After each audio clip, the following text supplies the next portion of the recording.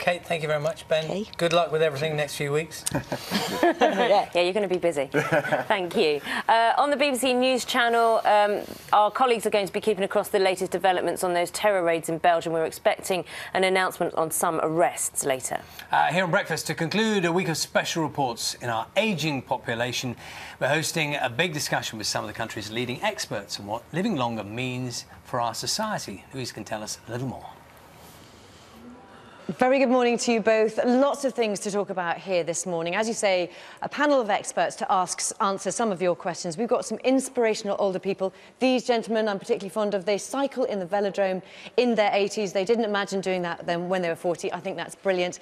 Lots of things to talk about. Living longer, what impact will it have on our health, on our plans to retire, as well, on whether or not we're going to be lonely when we grow older, and who is going to pay for it all. All that to talk about after the news, travel and the weather, wherever you are this morning.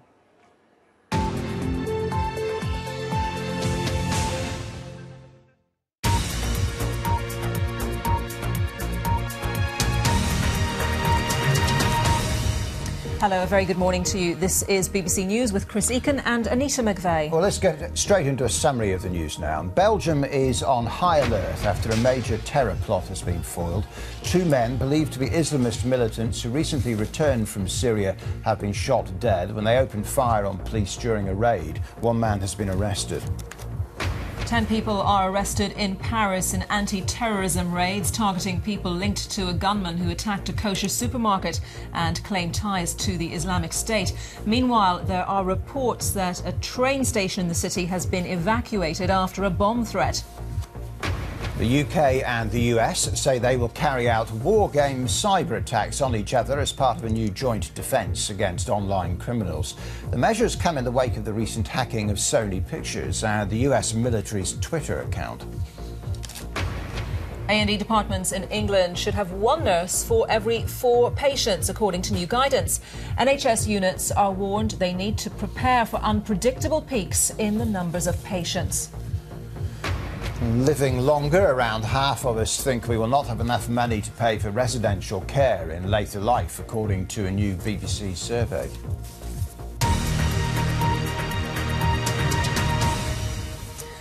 Well, we're going to go straight now to Paris for those breaking lines this morning coming to us from Paris about the arrests and also about the bomb threat against the Gare de l'Est train station. For now, and I will keep you up to date in the next hour.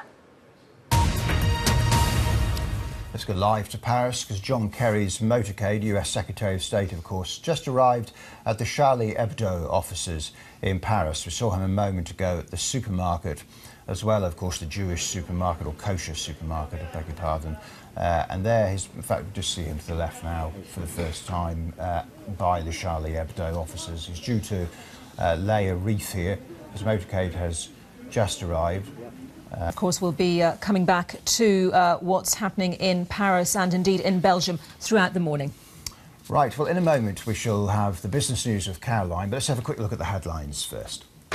And Belgium remains on high alert after a major terror plot has been foiled. 2 men believed to be Islamist militants have been shot dead by police. A third is in custody.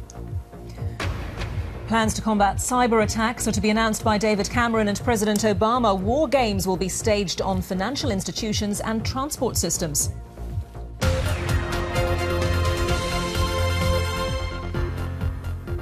Good morning, I'm Caroline Hepker. In the business news, more than 100 food suppliers could be forced out of business as supermarkets wage a price war in an effort to keep their customers. That's according to a new report. There are more companies in financial distress in this sector than in any other, according to insolvency specialist Begbie's Trainer. The number of food firms in significant distress nearly doubled in the last 3 months of 2014. EU regulators say they believe Luxembourg gave illegal tax breaks to internet shopping giant Amazon in a deal struck in 2003. It renews pressure on the European Commission chief Jean-Claude Juncker over arrangements made when he was Prime Minister. In its investigation, the Commission's preliminary view is that the tax ruling in favour of Amazon constituted state aid, with Luxembourg appearing to give Amazon an unfair advantage. Well, American investment bank Goldman Sachs released